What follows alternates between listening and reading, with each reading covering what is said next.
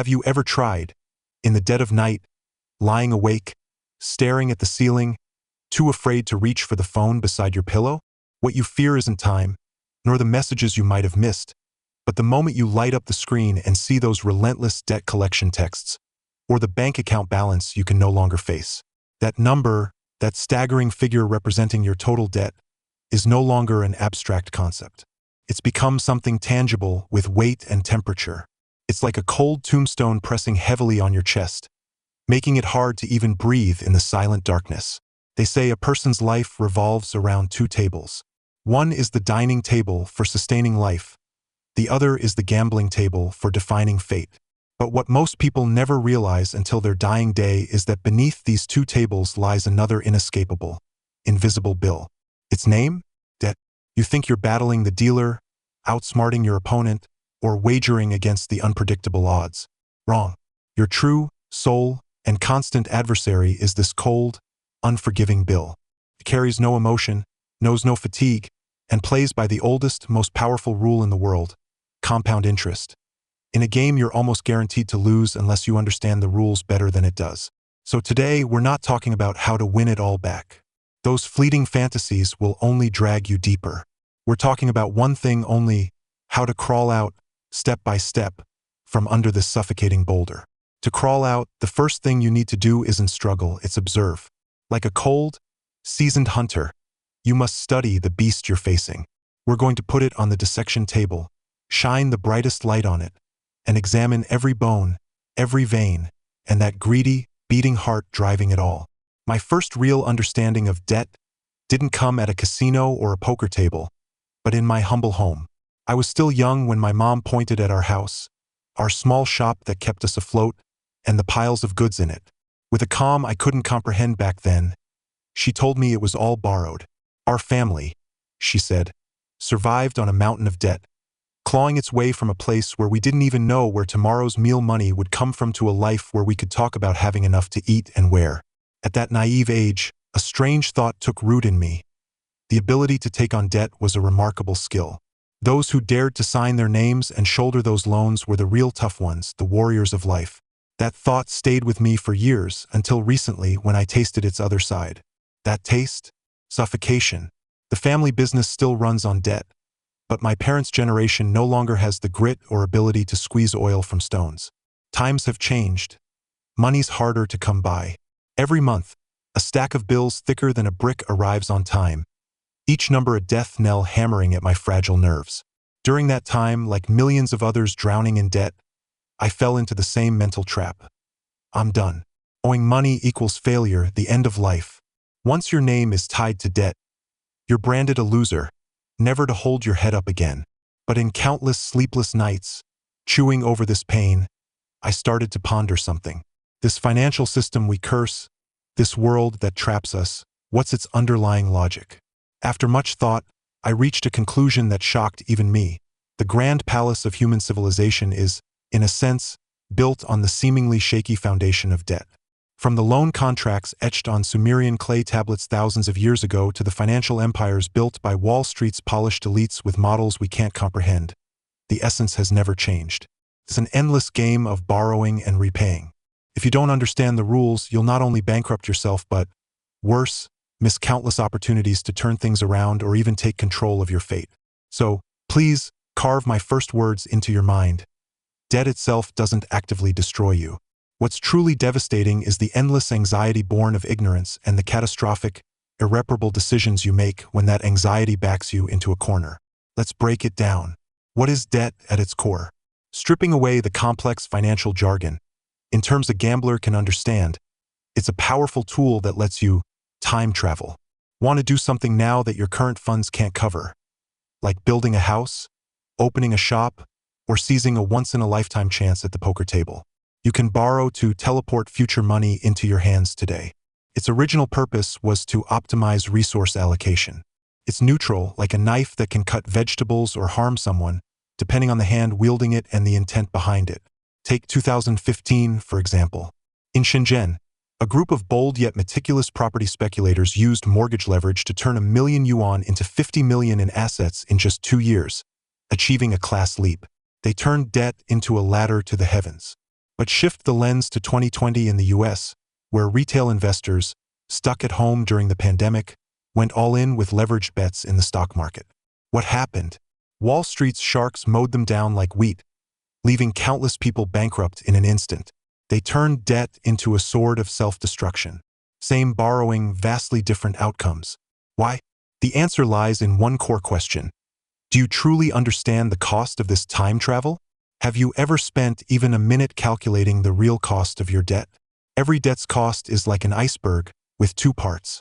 Above the water are the visible, clearly priced costs, interest rates, fees, management charges. Below the water lies the massive, deadly hidden traps.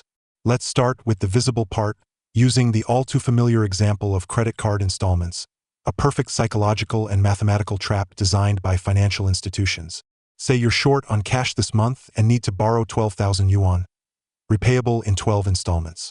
The bank's sweet-voiced customer service rep tells you the fees are super affordable, just 0.6% per installment. You pull out your calculator. 0.6% times 12 equals 7.2%. You think, annualized 7.2%? That's cheaper than most online loans. I can handle that. Congratulations, you've just willingly jumped into the first pit. That pit is called nominal interest rate. You've overlooked a basic fact. Your principal decreases each month. The first month, you're using the bank's full 12,000 yuan.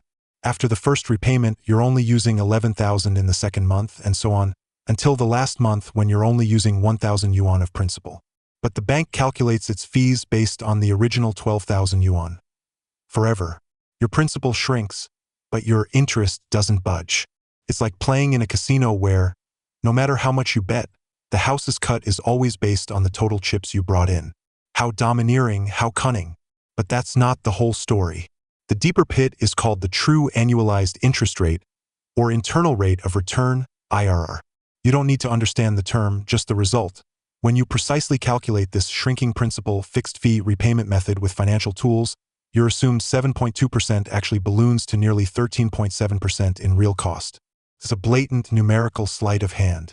The platform will only ever quote you the smallest, least harmful per installment rate, letting you do the seemingly reasonable but wrong multiplication, lulling you into accepting a carefully disguised, exorbitant cost.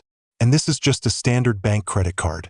If you're dealing with the myriad online lending platforms, their tricks, chopped interest, service fees, guarantee fees, pile up like an intricate series of traps, draining your last drop of blood before you even realize it. Now, let's dive beneath the surface to the truly deadly hidden traps. These are where debt can truly kill. The first and most dangerous trap is a broken cash flow. This is every gambler's ultimate nightmare, whether at the poker table or in life. It means you're completely out of the game. If your income, whether from wages, business revenue, or other sources, dries up or plummets, and you lack enough reserves to cover your monthly repayment gaps, a vicious cycle begins. Your debt becomes a ticking time bomb. Either you default, triggering endless collection calls that rob your life of peace and potentially lead to frozen or seized assets, or you take the most dangerous path, borrowing to pay off debt. You get a new card to pay off the old one or borrow from a higher interest online lender to plug another platform's hole. It's like drinking poison to quench thirst. You think you've bought another day, but you're only pushing yourself deeper into the abyss until no one will lend to you anymore. When that chain collapses, you'll face a debt multiple times larger than the original, an astronomical figure. The second trap is the scar on your credit report. Defaulting or missing payments isn't just about not having the money. These actions are faithfully recorded in your personal credit history, your economic ID in modern society. Once it's tainted, it's like a mark carved on your face, visible to every financial institution. Want a mortgage to start a family? The bank will reject you. Want a car loan to improve your life? The lender will say no. Even applying for a new credit card for emergencies? Instant denial. In the economic world, you become untrustworthy, an outcast shunned by mainstream society. This invisible shackle is far more despair-inducing than tangible debt. The third trap is interest rate fluctuation risk. You might think your monthly mortgage payment is fixed, but in reality, most personal mortgages in China have floating rates. Your repayment amount shifts with the market's benchmark interest rates. In a rate-cutting cycle, you might feel comfortable, but when rates rise, banks adjust your mortgage rate immediately, and your monthly payments can spike without warning. For families already stretched to their repayment limits, this is like a sudden tsunami. The final, most grinding, most soul-crushing trap is the ever-present psychological pressure. A debtor's world is gray. They dread collection calls, avoid social apps showcasing friends' glamorous lives, and skip any gathering that costs money. They become insecure, sensitive, irritable. They live in constant fear of the future and regret over the past, worrying about cash flow breaking or their secret being exposed to family and friends. They can't buy what they like or do what they want. Life loses all joy and color. Under this chronic negative emotional cloud, a person's judgment plummets. They become desperate, grasping at any lifeline, making impulsive, irrational decisions, like thinking, "I need to make one big bet to fix everything." Gamblers know this feeling all too well. It's called going on tilt. At the table, it costs you your chips.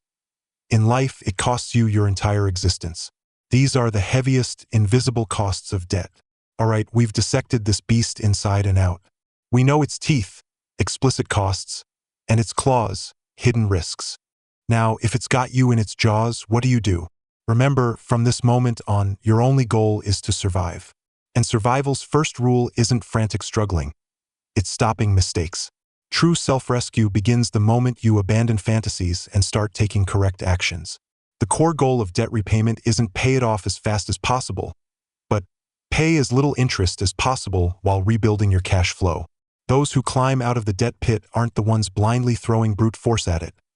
They're the ones who perform precise, rational surgery on their debts. The first step of the surgery is facing reality, laying all your cards on the table for yourself to see. No more wishful thinking, no more ignoring any debt. Grab a piece of paper or open a spreadsheet and list every single debt you owe, no matter how big or small: credit cards, Huabei, Jebe, online loans, car loans, mortgages. Write them down clearly, one by one.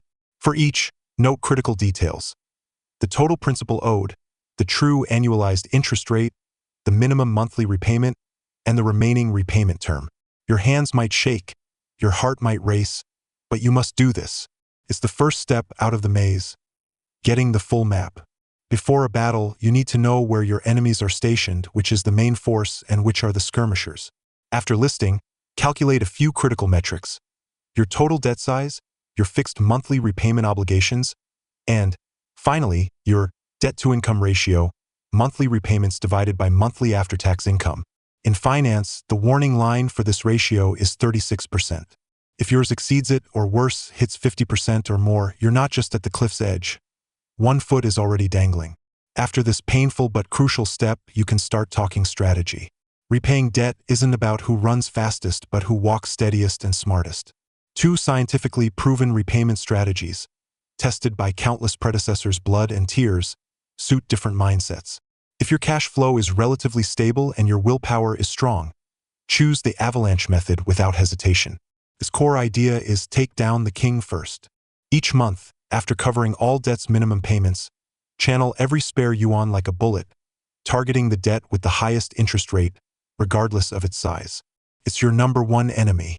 Once it's eliminated, shift all firepower to the next highest rate debt, and so on. Mathematically, this method is the most efficient, minimizing total interest paid over the repayment cycle. It's like capturing hilltops: always tackle the most dangerous, threatening one first. This requires immense discipline and delayed gratification. Endure every setback, push through every hardship. These trials are forging your resolve for a grander mission in life. Destiny's great gift is waiting just ahead.